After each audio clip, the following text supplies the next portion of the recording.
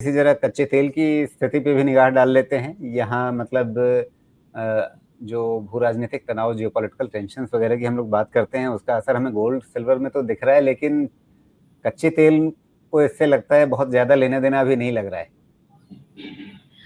जी, यहाँ पे देखा जाए तो ग्रीन पॉलिसीज की बातें करते-करते बाइडेन गवर्नमेंट के टेन्योर में हम लोगों ने देखा है कि यूएस ने क्रूड में लगातार रिकॉर्ड प्रोडक्शन उन्होंने करना शुरू कर दिया है। ये 12.5 मिलियन बैरल पर डे से भी ज़्यादा, जो कि रशिया से भी ज़्यादा हो चुका है।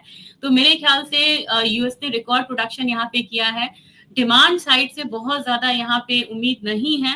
इस बार का समर थोड़ा-सा डिमांडिंग होगा क्रूड ऑयल को लेके, क्योंकि यहाँ पे कूलिंग डिमांड यहाँ पे आ सकती है, क्योंकि समर में टेम्परेचर यहाँ पे ज़्यादा रहने की उम्मीद है।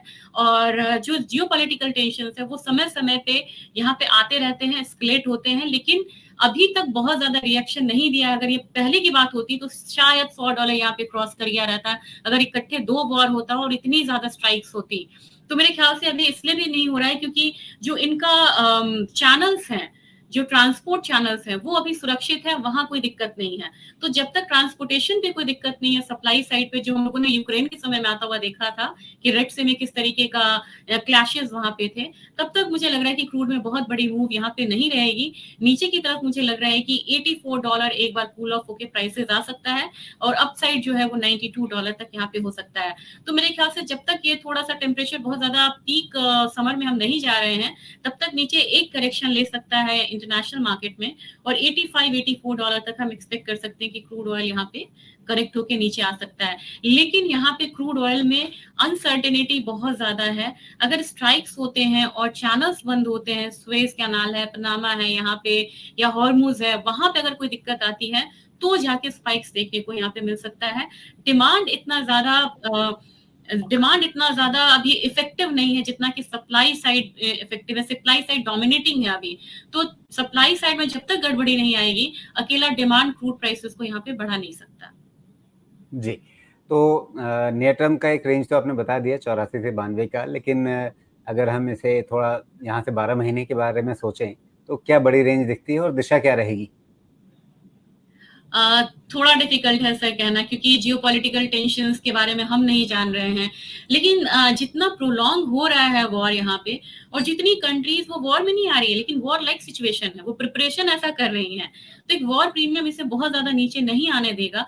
मुझे लग रहा है कि अगर वर्स्ट केस भी हम देखते हैं तो 80 से $78 तक यहाँ पे आएगा, जहां ओपेक बहुत ज्यादा एग्रेसिव हो जाता है कि वो बोलते हैं कि अब हम प्रोडक्शन कट करेंगे, और लेकिन यूएस वहां पे प्रोडक्शन बढ़ा रहा होता है, तो बहुत ज्यादा इफेक्टिव भी नहीं होता उनका प्रोडक्शन कट की जो नीति है।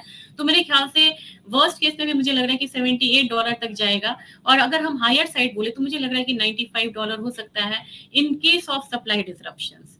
तो सर लॉन्गर जी। टर्म में अगर देखा जाए तो मोटा मोटी मुझे लग रहा है $78 से लेके $98 इनफैक्ट हम रख सकते हैं। ये $20 का रेंज जो है, ये इसमें क्रूड ऑयल ट्रेड कर सकता है। जी, मतलब आज की जो स्थितियाँ हैं उसमें ये खतरा नहीं है कि $100 के ऊपर चला जाए, जिसमें हमें बहुत परेशानी होने लगे एक देश के रूप में। सर इलेक्शन ईयर में कभी भी क्रूड को बहुत ज्यादा ऊपर नहीं जाने दिया जाता है। जैसे जी। हम कंट्रोल करके रखते हैं, इन्फ्लेशन हमारा बहुत बड़ा कंसर्न होता है किसी भी कंट्री में जब इन्फ्लेशन इलेक्शन होता है। तो इलेक्शन ईयर खासकर यूएस में है और यहाँ पे इंडिया में है, तो दो बड़ी बड़ी कंट्री हैं, वहां पे इलेक्शंस हैं। तो और सप्लायर यहाँ पे यूएस है, बहुत बड़ा सप्लायर अब वो हो चुका है। तो यहाँ पे मुझे लग रहा है तभी उन्होंने, इलेक्शन ईयर है तभी उन्होंने, प्राइस नीचे थे तभी भी उन्होंने प्रोडक्शन को बढ़ाना जारी रखा था यहाँ पे। तो मेरे ख्याल से इलेक्शन ईयर में यहाँ पे क्रूड प्राइसेस बहुत हायर साइड नहीं जाएंगे जब तक कि कुछ अनसर्टेन इवेंट्स यहाँ पे अनफॉर्चुनेटली नहीं होते हैं। मुझे लग रहा है कि इनफैक्ट $88 से लेके $78 तक ये $10 का रेंज रहेगा जिसमें ये कमोडिटी मूव करेगी, और यूएस चाहेगा कि ये बिलो $85 एक स्टेबिलिटी के साथ ट्रेड करें, कि उनकी शेल प्रोडक्शन को भी हर्ट नहीं हो और उनका इन्फ्लेशन जो है वो भी यहाँ पे कंट्रोल में रहे। जी।